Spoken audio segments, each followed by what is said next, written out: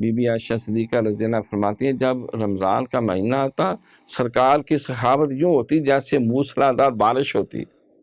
سمجھانا تو ہوتا نا، مثال تو دینی ہوتی. موسلا دار بارش جو ہے وہ ہر شے کو اپنی لپیٹ میں لے لیتی.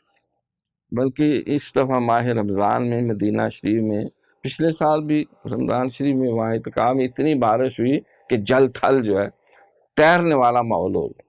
اور جب حرم کعبہ شریف میں آئے تو وہاں پر بھی یوں مکہ شریف میں پانی چل رہا تھا جیسے یہ پانی کی نہریں رواں ہیں سڑکوں کے اوپر، اور اندر جو ہے وہ گھٹنے گھٹنے تک لوگ جو ہے وہ پانی میں موجے مارے.